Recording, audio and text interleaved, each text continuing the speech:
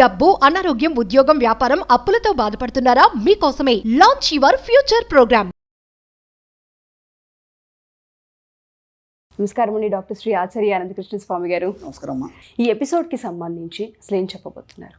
Ladies episode చేస్తున్నాం కాబట్టి మనకేంటంటే ఒకటి లేడీస్ ప్రెస్టేషన్స్ ఎక్కువ ఉంటాయి ఇంట్లో, అన్నీ వాళ్ళు చూసుకోవాలి కాబట్టి ఈ సబ్జెక్టులోకి రావాలంటే చాలా కష్టం.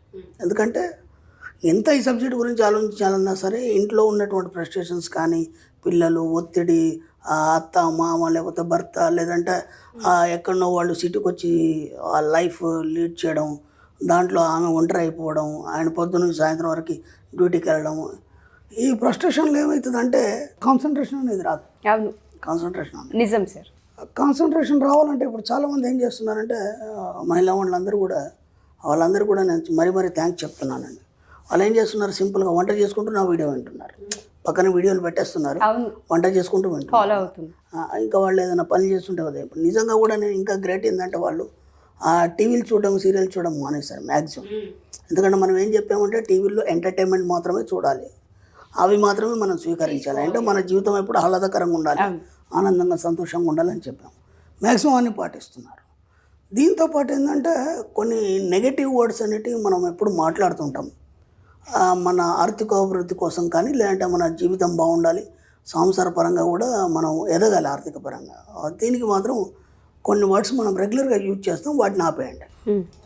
ఇప్పుడు ఎలా ఉంటుందంటే ఒక మధ్యతరగతిని తీసుకున్నప్పుడు లేదా ఉన్నత తరగతి తీసుకున్నప్పుడు కూడా భర్త ఉన్నాడు, పాపం ఒక పెద్ద బిజినెస్ చేశాడు, బాగా డబ్బున్న వాళ్ళు, అనుకోకుండా ఆ బిజినెస్లో కోట్లు లాస్ వచ్చింది. ఓకేనా, తర్వాత మళ్ళీ ఏదో కొంచెం నిలదొక్కొని మళ్ళీ ఏదో బిజినెస్ చేస్తాడు, అది కూడా లాస్ అయిపోయాడు. ఇప్పుడు బాగున్నంత మట్టికి నువ్వు గెలిచినప్పుడు ఎవడు అడగడు, ఓడిపోయినప్పుడు మాత్రం అందరు నేను క్వశ్చన్ చేస్తుంటారు. ఓకేనా, నా జీవితంలో కూడా నేను ఎన్నో ఎగురు దిగుడులు ఇవన్నీ చూశాను. విచిత్రం ఏంటంటే నేను ఓడిపోయినప్పుడు నేను ఎవరితో మాట్లాడలేదు, ఈరోజు గెలిచినప్పుడు కూడా నేను ఎవరితో మాట్లాడలేదు. అర్థం, ఎందుకంటే నాకు అప్పుడు మాట్లాడే అవసరం లేదు, ఇప్పుడు అంతకన్నా లేదు. ఎందుకంటే అప్పుడు నాకు మాట్లాడే అవసరం లేదు, ఇప్పుడు నా గురించి అందరూ మాట్లాడుకుంటున్నారు. అర్థమైందా? కానీ మనం ఏం చేస్తామంటే ఒక ఓడిపోయిన వ్యక్తిని కానీ, లేకపోతే జీవితంలో ఏదో దెబ్బతిన్న వ్యక్తిని పట్టుకొని మనం సాగతీస్తూ విమర్శలు బాగా చేస్తాం. అది బయట వాళ్ళు చేస్తే అది బయటని మర్చిపోవడమా, లేదంటే దాన్ని టేక్ ఇట్ ఈజీగా తీసుకుంటాడు. కానీ ఇంట్లోకి వచ్చిన తర్వాత ఇంట్లో వాళ్ళు కూడా అదే మాటలు మాట్లాడేసరికి అతనికి ఏం అర్థం కాని పరిస్థితి ఏర్పడుతుంది. అంటే ఒకప్పుడు ఒక మంచి వెలిగిండు, ఇప్పుడు అలా పరిస్థితి ఏర్పడింది. ఇప్పుడు ఆయనకే డౌట్ వస్తుంది, అసలు నేను కరెక్టా కాదా అనేది. దాంతో ఏమవుతుంది, నర్వస్నెస్ ఫీల్ అవుతాడు. ఆయన నర్వస్నెస్ ఫీల్ అయినప్పుడు ఏమవుతుందంటే మళ్ళీ ఏది చేయడం కానీ ఎదగడం అనేది ఉండదు, ఆగిపోతారు. ఇంకా ఆగిపోతాడు. అంటే ఇక్కడ దాన్ని మనమే కోఆపరేట్ చేయాలి. ఇంట్లో ఇప్పుడు భార్యగా మనం ఏమంటామంటే ఏం చేస్తున్నాడు మీ అంటే, ఏమేలుగా పెట్టిండు, ఇంతకుముందు ఏదో చేసిండు, దాంట్లో మొత్తం పోయింది, ఆ తర్వాత మళ్ళీ ఏదో కొత్తగా చేసిండు, దాంట్లో ఏం కనిపిస్తలేదు, తిరుగుతూ ఉన్నాడు, పోతూ ఉన్నాడు, వస్తూ ఉన్నాడు, ఇట్లాంటి మాటలు మనం మాట్లాడతాం. అవును. ఇప్పుడు అది ఏమవుతుందంటే మీకు తెలియకుండానే అదే అఫర్మేషన్గా మారిపోతుంది. మీ అమ్మ వచ్చింది, నేను చూడడానికి కూతురు అని చెప్పేసి మనల్ని చూడడానికి వచ్చినప్పుడు అంతా అయిపోయిన తర్వాత పిచ్చపాటి మాట్లాడుకున్నప్పుడు ఇదే వస్తుంది కదా, ఏం చేస్తున్నాం వాళ్ళు అనగానే ఇదే మాటలు మాట్లాడు. అవును.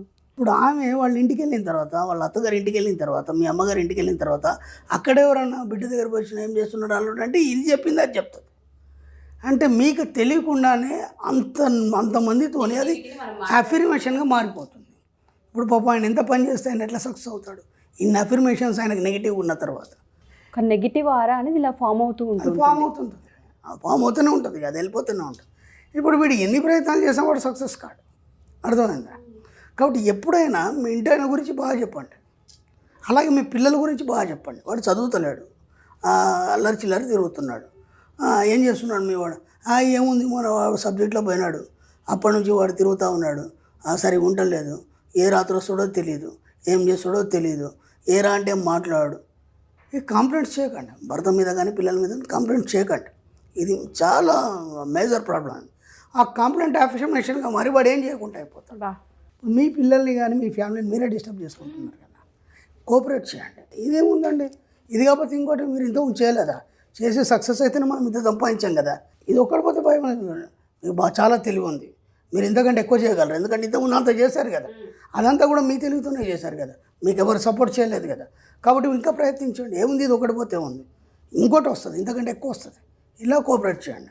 ఎవరైనా వచ్చి అడిగారు మీ బంధువులు కానీ చుట్టుపక్కల వాళ్ళు కానీ ఎవరైనా వచ్చి ఏం చేస్తున్నారు మీ ఆయన, అదేదో కొత్త బిజినెస్ పెట్టాడండి, ఆ బిజీలో ఉన్నాడు, ఎట్లా చేస్తున్నాడు, బాగా సంపాదిస్తున్నాడు, ఇంత లాస్ అయింది కదా, అదంతా కవర్ అయిపోయింది. చెప్పండి మీరు, అదే అఫర్మేషన్గా మారుతుంది. మారేమవుతుంది, ఖచ్చితంగా అవన్నీ కవర్ అయిపోతాయి. కొత్త బిజినెస్లోనే ఎక్కువ ఎదుగుతాడు. ఫస్ట్ మనకి కూడా కాన్ఫిడెన్స్ పెరుగుతుంది. ఇప్పుడు మన మధ్య తరగతికి వచ్చేసరికంటే ఇంకా ఘోరంగా మాట్లాడతారు వాళ్ళు. అర్థమైందా, ఏం చేతనైంది, ఇంతకుముందు మస్తు ఎలగబెట్టి ఇప్పుడు ఎలగబెడతాడు. ఇక ఇట్లాంటి మాటలు వద్దాం. ఇప్పటిదాకా మనకు సమాజాన్ని బట్టి చుట్టుపక్కల పరిసరాలను బట్టి మనం ఇవన్నీ మాట్లాడినాం, ఇవన్నీ విన్నాం. ఇప్పుడు మనం సబ్జెక్టులకు ఎంటర్ అయినాం కదా. ఇప్పుడు మహిళా ఎపిసోడ్లు చేస్తున్నాం మనం. ఇప్పటివరకు మీ యాటిట్యూడ్ని ఎన్నో మార్చుకోవాలని చెప్పాను. ఇప్పుడు ఇక్కడికి వచ్చేసరికి ఏంటంటే మీ యొక్క మాట తీరు అనేది మార్చుకోవడం అనేది మొదలుపెట్టండి. అందుకే ఒక మాట అనే ముందు 10 సార్లు ఆలోచించి వీలైనంత తక్కువ మాట్లాడండి. పెద్ద వాక్యాన్ని చిన్నగా చేసుకొని 2 మాటలు మాట్లాడే ప్రయత్నం చేయండి. కాబట్టి మీరు ఏదైతే మాట్లాడుతున్నారో అది అఫర్మేషన్గా మారుతుంది. మీ ఇంటి వాళ్ళకి కావచ్చు, బయట వాళ్ళకి కావచ్చు, ఏదైనా కావచ్చు. పక్క వాళ్ళ పిల్లలతో మీ పిల్లల్ని అసలు కంపేర్ చేయొద్దు, అసలు చేయొద్దు. ఎందుకంటే ఇప్పుడు పిల్లాడు ఉన్నాడు, బాగా చదువుతాడు, ఓకే, బాగా చదువు అన్నింటిలో ఫస్ట్ వస్తాడు. చివరికి వస్తే వాడు ఏం సాధిస్తాడు, గవర్నమెంట్ జాబర్ అవుతాడు. వాడు అంతకంటే ఏం కాదు కదా. అన్నింటిలో ఫస్ట్ వచ్చిన తర్వాత పాస్ అవుతాడు, ఏదో గవర్నమెంట్ జాబ్ వస్తుంది. నెలకు 50,000 1,00,000 సంపాదిస్తాడు. వీడు చిన్నప్పటి నుంచి సరిగా చదవాడు, ఏమీ చేయడు, ఉన్న పలంగా వాడేదో వ్యాపారం చేసి దాంట్లో కోట్లు సంపాదిస్తాడు. ఇప్పుడు ఆ పిల్లాడు గ్రేటా, నీ కొడుకు గ్రేటా? వాడు గత జన్మలో ఏదైతే డిజైన్ చేసుకొని వచ్చిండో దాని ప్రకారం వాడు తయారవుతాడు తప్ప మీరు ఎప్పుడు ఇతరులతో కంపేర్ చేయకండి. అలాగే మీ భర్తను కానీ లేకపోతే మీ ఇంట్లో ఫ్యామిలీ మెంబర్స్ ఎవరైనా సరే, మా చెల్లి ఆయన భర్త ఉన్నాడు, ఆయన ఎంతగానం చేస్తాడు, అట్లా చేస్తాడు, అన్ని నగలు చెప్పించాడు, ఎప్పుడు వాళ్ళతో పోల్చకండి. అప్పుడు ఏమవుతుంది, ఇంతేరా నా జీవితం, ఇంతకంటే నేనేం చేయలేను. ఎప్పుడైతే నువ్వు ఏమీ చేయలేవు, నువ్వు దేనికి పనికిరావని ఒక తల్లి కొడుకుని తిట్టిందనుకో, వాడికి తెలియకుండా తన సబ్కాన్షియస్ మైండ్ దాన్ని గ్రహిస్తుంది. గ్రహించేదేమి చూసుకో, నేను పనికిరాని వాడిని, నాతో ఏం చేత కాదు, నేనేమి చేయలేను. వీడేమనుకోడు, సబ్కాన్షియస్ మైండ్ ఫిక్స్ అయిపోయి వాడు ఏం చేద్దామన్నా చేయలేడు. ఎందుకంటే సబ్కాన్షియస్ మైండ్లో ఫిక్స్ అయింది కదా. అది చాలా సూక్ష్మంగా ఉంటుంది మన సబ్జెక్టు. లోతుకెళ్ళినప్పుడు ఇన్ని రహస్యాలు ఉంటాయి మనకు. కాబట్టి ప్రతి వర్డ్ మాట్లాడేటప్పుడు కానీ, ఎప్పుడు ఎవరిని కించపరచడం కానీ, ఎవరిని విమర్శించడం కానీ, వాడేం చేయకపోని మీ వాడు ఎలా ఉన్నాడు, బ్రహ్మాండంగా ఉన్నాడు, బ్రహ్మాండంగా చదువుతున్నాడు, ఈసారి ఫస్ట్ క్లాస్ వస్తాడని చెప్పండి. వాడు పాస్ అయితే చాలు. ఫస్ట్ క్లాస్ ర్యాంక్ వచ్చినవాడు, ఇంటర్లో ఫస్ట్ క్లాస్ ర్యాంక్ వచ్చినవాడు, డిగ్రీలో పోయిన వాళ్ళు ఎంతమంది ఉన్నారు. 10th ఫస్ట్ స్టేట్ ర్యాంక్ వచ్చిన వాళ్ళు, ఇంటర్లో పోయిన వాళ్ళు ఎంత ఉన్నారు. చూసాం మనం అలాంటివి. అవన్నీ కూడా మనకి బేరీజ్ వేసుకుంటే మన పిల్లలు చాలా బెటర్. వాడు బాగా చదువుకుంటాడు, చేస్తాడు, నేను కాదన్నాను. ఇంట్లో ఒక పని చేయడు. అదే మీ అబ్బాయి అన్ని పనులు చేస్తాడు, బయటకెళ్ళి అన్నీ చేస్తాడు, మీకు ప్రతి దగ్గర కోఆపరేట్ చేస్తాడు. ఒక చదువు అనేది కొంచెం తక్కువ చదువుతాడు. అయితే ఏమైంది, మీ పిల్లలే కదా. అలాగని చెప్పేసి మనం వాళ్ళని కించపరచద్దు కదా. మీ భర్తనే కదా, రేపు మొత్తం మా ఆయన్నే తన మీద వేసుకొని భుజాల మీద వేసుకొని ఇల్లంతా నడిపించాలి కదా. ఒక్కసారి ఫెయిల్ అయినంత మాత్రం ఏమైంది. మీరు వాళ్ళని కోఆపరేట్ చేయండి.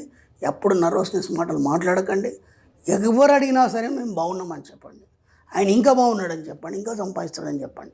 ఇది అఫర్మేషన్గా మారి మీకు ఎంత కావాలంటే ఆయన తెచ్చిస్తాడు. No words sir. మీరు చెప్పిన ఒక పదం ఉంది, అసలు నన్ను బాగా అంటే ఇట్లా టచ్ అయింది. నాకు తెలియకుండానే ఇంట్లో మనుషుల గురించి తక్కువ చేసి మాట్లాడే ప్రాసెసే ఒక నెగిటివ్ ఎనర్జీ. అదే ఒక అఫర్మేషన్గా మారి మీ జీవితాలు అలాగే తయారై అది గ్రహించం కూడా ఏముంది ఉన్నదేగా మేము చెప్పాం అనేస్తూ ఉంటారు తప్ప మనం ఎంత నెగిటివ్ స్ప్రెడ్ చేస్తున్నాం ఇంట్లో అనేది ఎవ్వరు ఏ ఆడవాళ్ళు గమనించరు. బాబోయ్, నేను గతంలో లేడీస్ స్పెషల్ క్లాస్ పెట్టాను. ఇప్పుడు కూడా మనం పెడతాం లేడీస్ స్పెషల్ క్లాస్, త్వరలో పెడతాం. అప్పుడు లేడీస్ క్లాస్ అనగానే చాలామంది భర్తలు భయపడ్డారు. ఏం చెప్తారో ఏంటో. అనంతకృష్ణ స్వామి వీడియోలో ఇలా ఉంటాయి, ఇక క్లాస్లో ఏం చెప్పి మార్చేస్తాడో అని అనుకున్నారు అందరు. అనుకొని మీరు నమ్మండి, చాలామంది మగవాళ్ళు ఫోన్ చేసి మా ఆవిడతో మేము వస్తాం క్లాస్కు. కనీసం క్లాస్ బయట 50 మంది వచ్చి కూర్చున్నారు. అసలు నేనేం చెప్తున్నాను వాళ్ళకి తెలియదు. నేను ఇవి చెప్తున్నాను, మీ భర్తను బాగా చూసుకోండి, ఆయన కోఆపరేట్ చేయండి, ఇవన్నీ చెప్తున్నాను. కానీ వాళ్ళకి తెలియదు కదా, లేడీస్ స్పెషల్ క్లాస్కి లేడీసే రావాలి కదా. వాళ్ళ యాటిట్యూడ్ ఎలా మార్చుకోవాలి, మీ యొక్క ఇల్లుని ఏ విధంగా అందంగా తయారు చేసుకోవాలి, మీ యొక్క పరిసరాలను ఏ విధంగా ఆహ్లాదకరంగా మార్చుకోవాలి, సంపద పరంగా ఎలా తయారు కావాలని నేను చెప్తున్నాను. వాళ్ళు ఇంకేదో అనుకున్నారు. తర్వాత అవన్నీ పటాపంచలు అయిపోయినాయి. అప్పుడు అందరూ మళ్ళీ సార్ నిజంగా మా జీవితంలో మార్పు వచ్చింది, మా వాడి క్లాస్కి రావడం వల్ల ఈరోజు బాగున్నాం సార్ అని తర్వాత మళ్ళీ వాళ్ళు కామెంట్స్ పెట్టడం అవన్నీ కూడా జరిగినాయి. ఎందుకంటే వాళ్ళు నా రెగ్యులర్ క్లాస్కి కూడా వచ్చి ఉన్నారు భర్తలందరికీ ఇది ఒక పెద్ద ఊరట సార్. అని అనుకున్నారు. అంటే మనకు తెలియదమ్మా ఇవన్నీ కూడా ఏంటంటే సూక్ష్మాలు, కానీ ఇవి ఎంత పని చేస్తాయి అనేది మన సబ్జెక్టులో ఇంత లోతుగా పరిశీలించినప్పుడు అవన్నీ అలాగే పనిచేస్తాయి. అందుకే వినడానికి భయం అవుతుంది మనకి, అసలు ఇలా ఉంటుందా అనిపిస్తుంది సబ్జెక్ట్, అలాగే ఉంటుంది. ఎప్పుడు స్పెషల్ క్లాసెస్ ఉండబోతున్నాయి, ఎప్పుడు క్లాసెస్కి అటెండ్ అవ్వచ్చు అంటారని దాని డీటెయిల్స్ ఏమైనా చెప్పగలరా? 2024లో 20 అక్టోబర్ వచ్చి హైదరాబాద్లో ఉంటుంది, 27 అక్టోబర్ వచ్చి మనకు బెంగళూరులో ఉంటుంది, అలాగే 3 నవంబర్ వచ్చేసి మనకు వైజాగ్లో ఉంటుంది, 10 నవంబర్ వచ్చి తిరుపతిలో ఉంటుంది, 1 డిసెంబర్ వచ్చి మనకి రాజమండ్రిలో ఉంటుంది. ఈ విధంగా వీలైనంత తొందరగా ఎన్రోల్ చేసుకోండి. క్లాసులు చాలా రష్గా ఉన్నాయి. Thank you sir, thank you so much. Thank you.